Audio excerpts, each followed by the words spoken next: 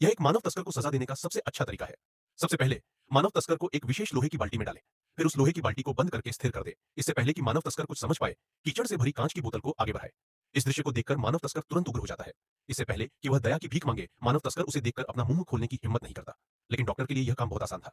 Doctor ने सीधे मानव तस्कर की नाक पकड़ ली। मानव तस्कर ने लंबे समय तक, लगभग 2.5 मिनट तक अपनी सांस रोके रखी। अंत में ऑक्सीजन की कमी के कारण उसने अपना मुंह खोल दिया। डॉक्टर ने इस अवसर का लाभ उठाकर जल्दी से विस्तार उपकरण उसके मुंह में ठूंस दिया। फिर डॉक्टर ने बोतल का ढक्कन लिया और उसे मानव तस्कर के मुंह में डाल दिया।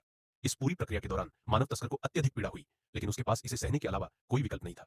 बुरी तरह घायल होने के बावजूद डॉक्टर ने हार नहीं मानी। वह तब तक जोर लगाता रहा जब तक कि उसने मानव तस्कर के पेट को भर नहीं दिया। फिर डॉक्टर ने धीरे से कीचड़ वाली कांच की बोतल खोली। मुख्य दृश्य, हालांकि सबसे रोमांचक दृश्य अभी आना बाकी था। उसने देखा कि कीचड़ वाले पानी में कुछ छोटे जीव मिले हुए थे। वे एक नरम ट्यूब के सहारे मानव तस्कर के मुंह में घुस गए और फिसलते हुए उसके पेट में चले गए। इस भयानक प्रक्रिया को देखने के बाद दयालु डॉक्टर मुड़ा और वहां से चला गया। वह जानता था कि इस बार मानव तस्कर को अकथनीय पीड़ा होगी। अत्यधिक प्रताड़ना के कारण मानव तस्कर बेहोश हो गया। जब उसे दोबारा होश आया तो वह यह देखकर डर गया कि वह एक विशाल पानी के टैंक में है। वह ऑक्सीजन की एक पतली ट्यूब के सहारे अपनी कमजोर सांसें ले रहा था। टैंक के चारों ओर दर्जनों ईल तैर रही थी। ये ईल उन मछलियों से कई गुना बड़ी थी जो उसने पहले देखी थी। यह दृश्य असहनीय था। मानव तस्कर केवल इस भयानक जगह से भागना चाहता था। हालांकि उसने टैंक के शीशे पर कितनी भी जोर से वार किया, गार्ड्स टस से मस नहीं हुए। उनका उसे बाहर निकालने का कोई इरादा नहीं था। जीवित रहने के लिए मानव तस्कर ने टैंक के ऊपरी हिस्से तक तैरने की पूरी कोशिश की।